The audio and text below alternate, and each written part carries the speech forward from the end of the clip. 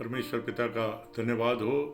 एक बार फिर मैं एक सुंदर वचन के साथ आपके समक्ष हूँ। और जो सुंदर वचन हमें मिलता है पुराने नियम से, व्यवस्था विवरण उसका 8वां अध्याय और उसका 6वां पद, यहाँ परमेश्वर का वचन इस प्रकार से कहता है, इसलिए अपने परमेश्वर यहोवा की आज्ञाओं का पालन करते हुए उसके मार्गों पर चलना और उसका भय मानना।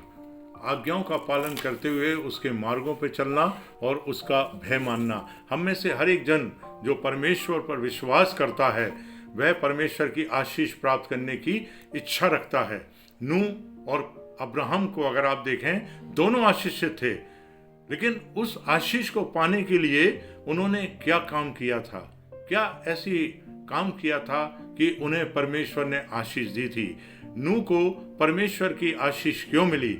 जब परमेश्वर इस पृथ्वी को नाश करने पे था और परमेश्वर ने नूह से कहा कि तू एक जहाज बना और उसमें हर प्रकार के जो जीव जंतु पक्षी उनके एक एक जोड़े को लेकर रखना और अपने परिवार के साथ जाना।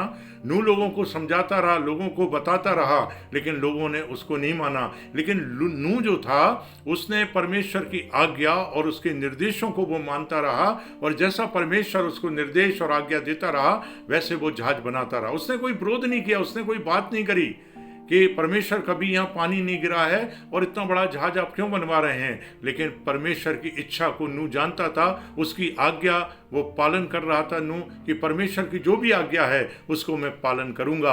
और जब जहाज बन गया और जब बाढ़ आई, मेरे प्रिय, हम देखते हैं कि जिन्होंने परमेश्वर की आज्ञाओं को नहीं माना था वो सारे बाढ़ में डूब गए। लेकिन नूह और उसका परिवार जो 8 जन थे और जो सारे जीव जंतु थे वो सारे के सारे क्या हो गए?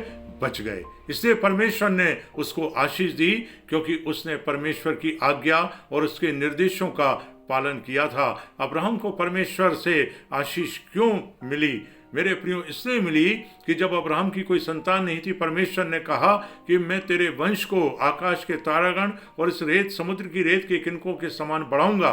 और मेरे प्रियो, जब परमेश्वर ने उसे इजाक के रूप में आशीष दी और परमेश्वर ने उसको देखा कि ये मेरी कितनी आज्ञाओं को मानता है, परमेश्वर ने उससे कहा कि अब्राहम, इजाक को लेकर तू मोरिया पर्वत पर जा और उसको होमबलि करके चढ़ा। वहां पर अब्राहम ने कोई भी ऐसी बात नहीं करी कि ये मेरा एकलौता बेटा है, मैं इससे प्यार करता हूं और बड़े मुश्किलों से, बड़े सालों बाद आपके आशीषों से ये मुझे मिला है। लेकिन उसने परमेश्वर की आज्ञाओं को माना। और आपको बताना चाहता हूं कि परमेश्वर की आज्ञा इजाक से बढ़कर इब्राहिम के लिए महत्वपूर्ण थी।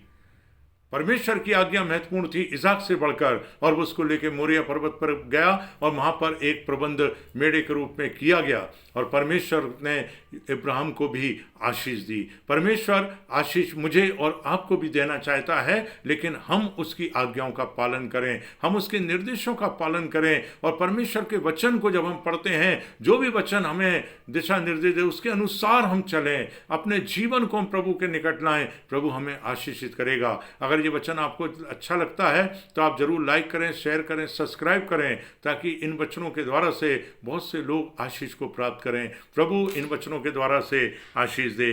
आमीन।